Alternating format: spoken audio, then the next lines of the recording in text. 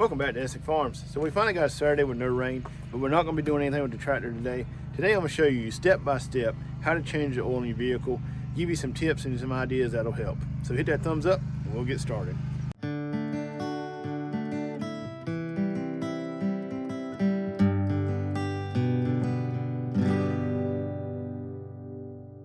So changing the oil in the vehicle is really easy. Matter of fact, if you do it 2 or 3 times, you could probably do it within 5 minutes. So the first thing you want to do is make sure that you do park on a flat area, as flat as you can get, not really on an incline.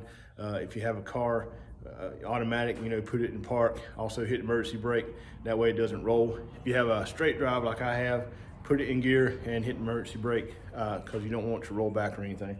You can also get these blocks that go behind tires. If you don't have any of those, you can just pick up a big old rock or a piece of wood or anything like that that just keeps it from rolling. Another thing is, if you have a car that you have to go under, you may have to jack it up. You could probably check your owner's manual. They may have a certain place for you to put the jack to hold the car up. That way you don't mess up anything underneath the car. Also, if you do have to jack it up, you need to get you a good jack stand to sit it on. I wouldn't really rely on a jack staying up. Sometimes they can leak down really slow and you may not notice it. So you want to make sure you have a good jack stand under there so that the car doesn't fall or anything. So your first step is to go to your auto parts store and get what you need to change the oil. So now, if you've never done this before, here's tip number 1. Know your vehicle before you go in. You don't want to walk in and say, I need this thing and this thing. You kind of want to know what you're talking about, and that will help them find the right filter for you. So the 3 questions they usually ask is the make of the vehicle, the year of the vehicle, and what size engine it has. So that's mainly the 3 things that you need to know when you go in to get your filter. So when it comes to the oil, you may want to check your owner's manual, and it may have a type that's recommended for the vehicle. The oil that I picked up today is a synthetic blend, high mileage oil. This truck has almost 200,000 miles on it, so I got the high mileage 10W30. I run 10W30 in my vehicle during the summertime. It's a thicker oil. When it's cold, once it heats up, it thins out. I think that goes through the engine really good. During the winter, I use a 5W20, which is a thinner oil. It's not as thick when it's cold, and I feel like that works better through the engine during the winter time. But like I said, you want to check your owner's manual and make sure it may have a certain type that's recommended for the vehicle. So the tools you're going to need for this is a wrench. You may not know the size yet, but we'll get to that. This is a filter tool. If you've been taking it somewhere, the filter may be on really, really tight. You may need one of these to get it off with. You're going to need a pan and a funnel. This will catch the oil, this will put the oil in. You're also going to need plenty of rags. So now we got the tools and everything ready, let's change the oil.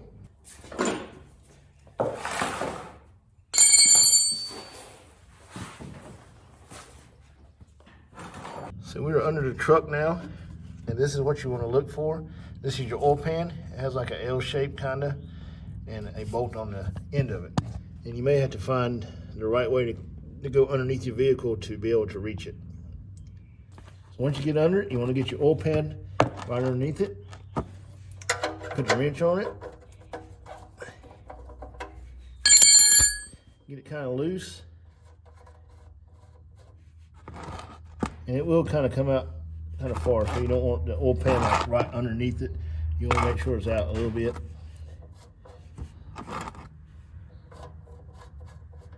And you'll see oil start to come out.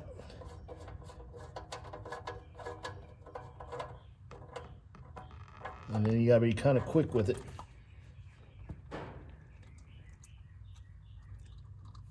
So it's not important that you get every drop of oil out. Once it starts doing like this, where it's just barely coming out, you can go ahead and take the pin, put it back in,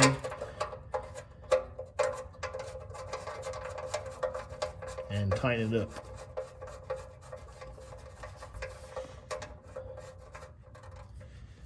I don't put it like super duper tight.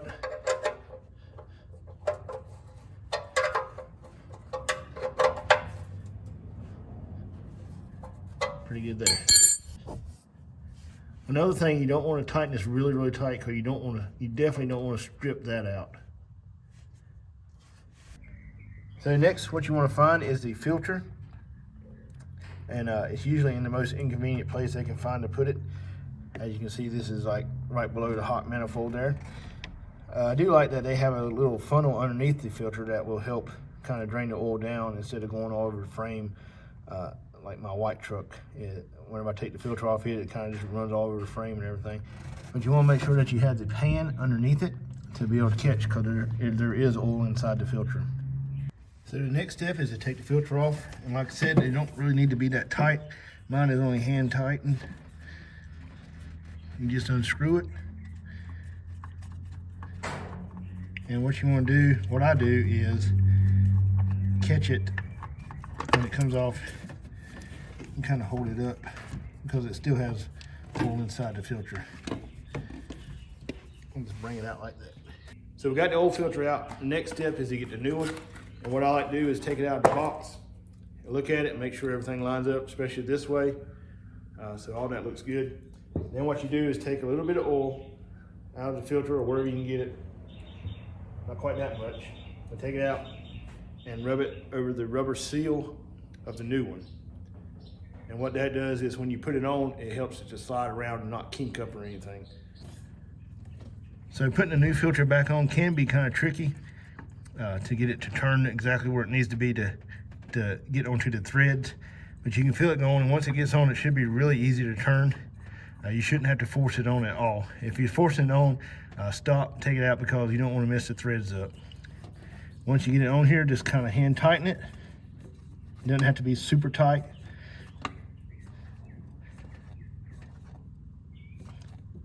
Just kind of hand tighten it and you're ready to go. Okay, so we got the old oil out. We got the bolt in the pan tightened. We got the new filter in, hand tightened. So the last step is to put new oil into the engine. So what you're looking for is the cap that has the oil symbol on top, and that's where you put the new oil in. We got our funnel in and we're ready to pour in here. So here's another tip for you. Don't pour it in really fast.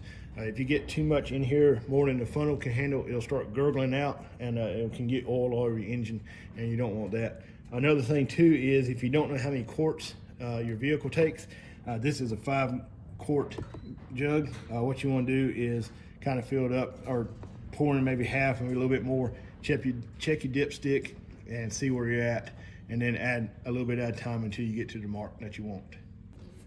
Also, if you turn the bottle sideways, it's a little bit easier to pour, I think.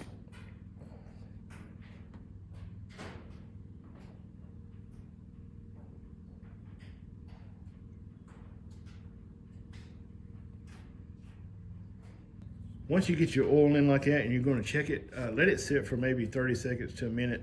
That way the oil can drain down and you can get a more accurate reading on the dipstick. So it's probably going to be on the other side of the engine, a little ring like this that you pull out. You want to clean it off, put it back in.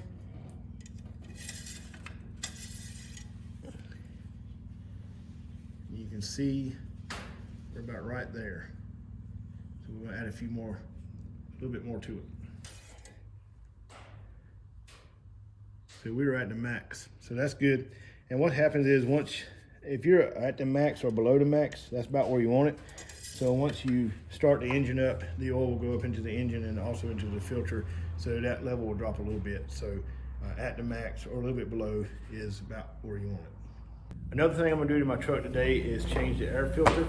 This is something I try to do at least once a year, but I have noticed that my fuel mileage has been dropping. I usually get around 300 miles a tank.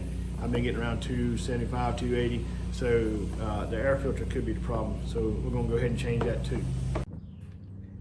Changing the air filter is really simple. It's really something that you need to do. Some people do it every time they change the oil. I try and do it at least once a year. What you do is just pop the clip off, raise that up, and there's your air filter. This one looks pretty dirty. Get the new one out.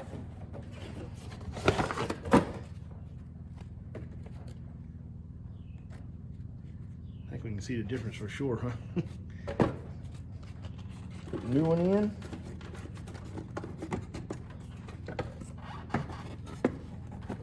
Clip in.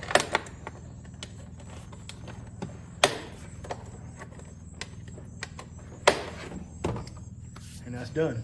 So we got the oil changed, we put on a new oil filter, we got a new air filter. So our next step is to start the vehicle up, Let it run for a little bit. We're going to check the oil again, and we're also going to check for leaks around the oil pan and the oil filter. So here's another tip for you. While you're in the vehicle waiting for it to warm up to check for any leaks or anything like that, take your filter box, take the lid and rip the lid off. Write down the miles that is on your vehicle, plus 5,000 if you're going to change it at 5,000. Add it up and you'll have the next mileage when it's time to change your oil. Also, you can write down the date that you did it, and you'll know when the last time is that you changed it. Plus, you will have the top of the filter box with the number, so next time you go get your filter, you might not even have to go and ask. You can probably just walk right in and pick it up. I let the truck run for a couple minutes, so I didn't see any leaks or anything like that, so now we're going to check the oil.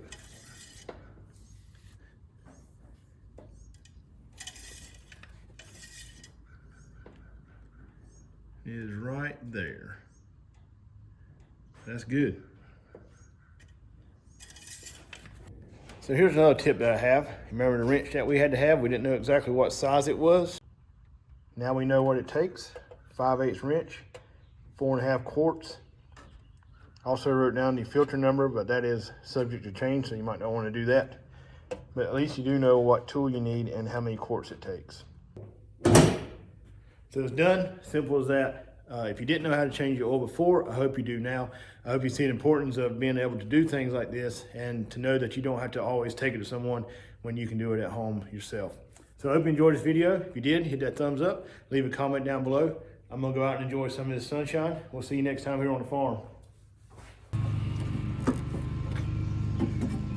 Man, how you get off that thing? What I'm looking for is the cap that has the oil symbol on it. That's where you put the new oil in. And that thing is stuck. Oh, turn it the wrong way. Righty tighty, lefty loosey.